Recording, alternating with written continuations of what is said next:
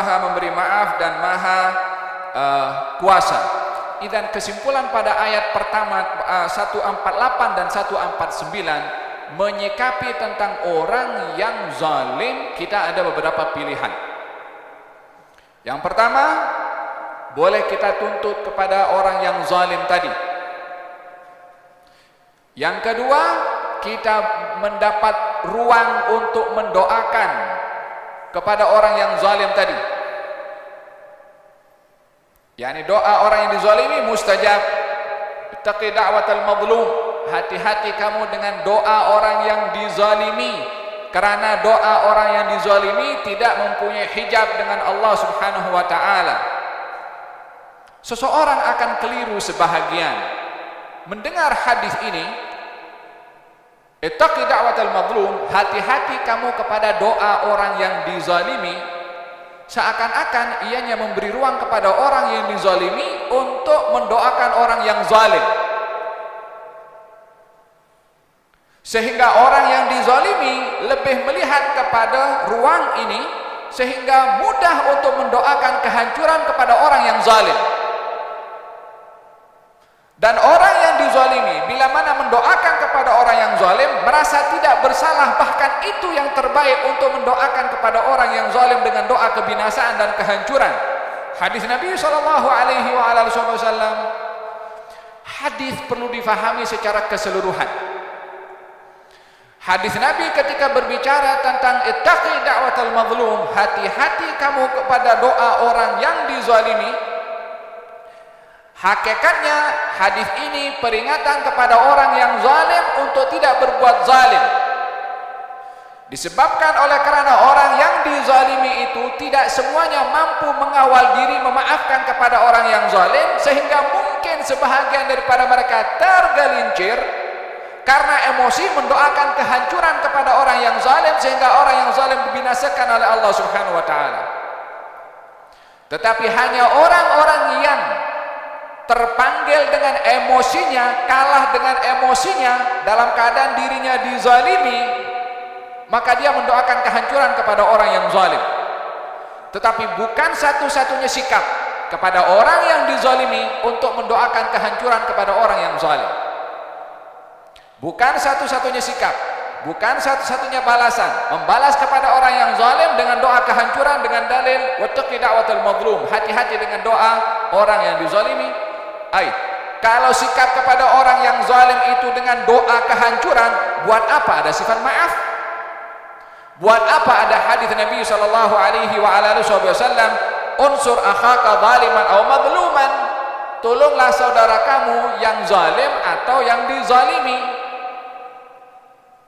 Nabi menyebutkan unsur tolong. Sifat menolong itu daripada sifat rahmat, daripada sifat kasihan, daripada sifat kasih sayang kepada orang yang nak ditolong. Macam mana kita nak mengasihi menyayangi kepada orang yang zalim? Kepada kita pun pula zalimnya.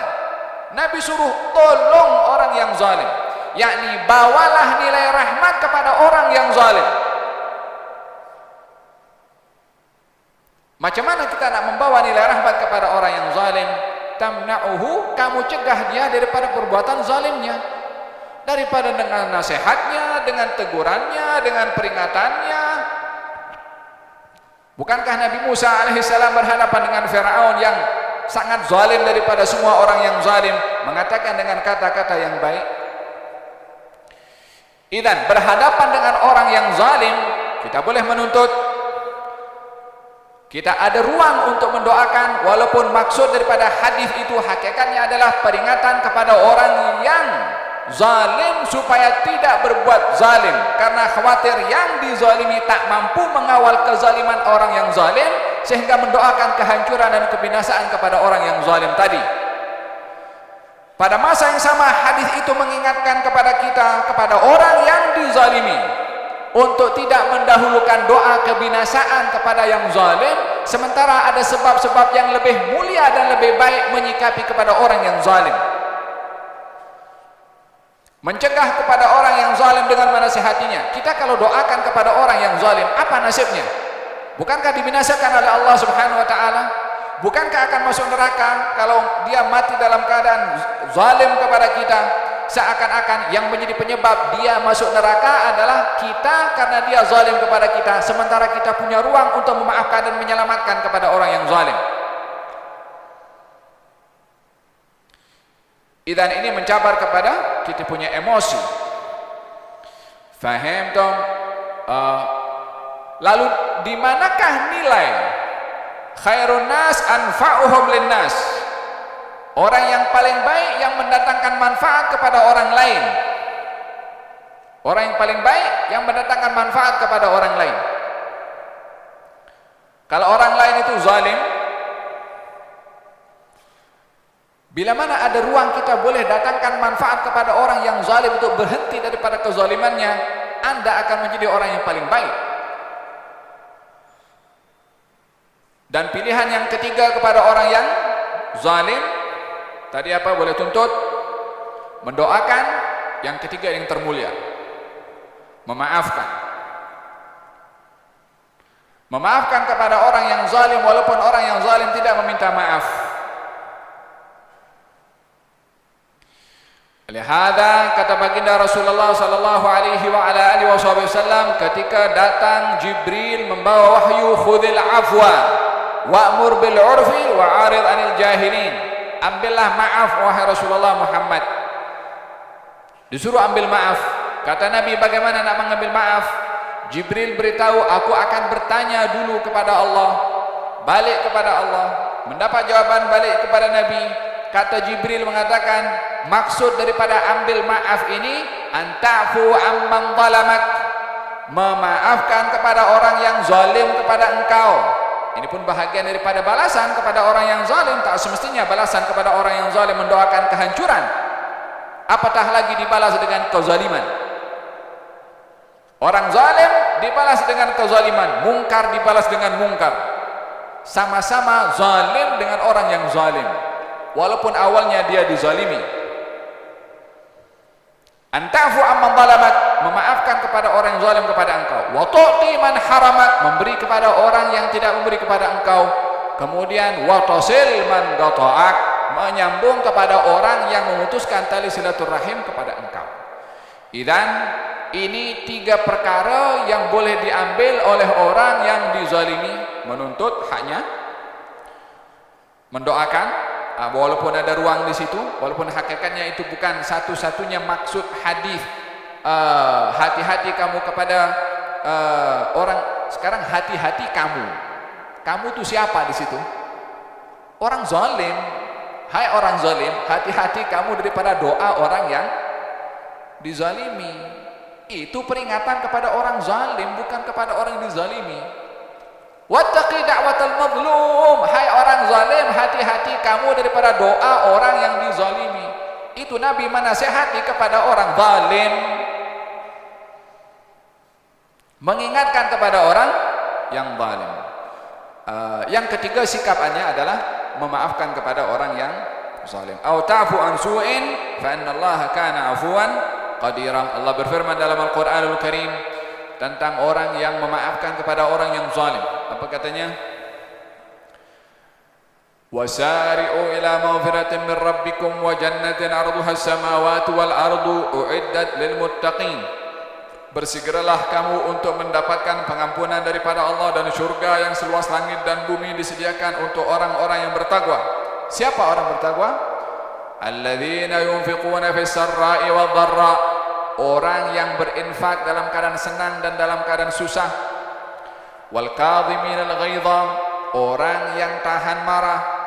Wal afina 'anil nas, orang yang memaafkan kepada orang lain. Wal afina 'anil nas, memaafkan kepada orang lain, yakni tak kira siapa orang lain itu, muslim atau bukan muslim.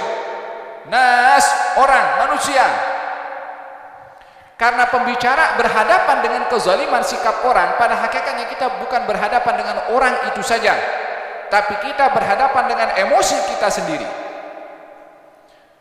Berhadapan dengan orang, kita bukan hanya melihat sejauh mana kezaliman dan salahnya orang itu kepada kita, tapi kita berhadapan dengan diri kita sendiri untuk memilih sikap apa yang paling baik untuk kita.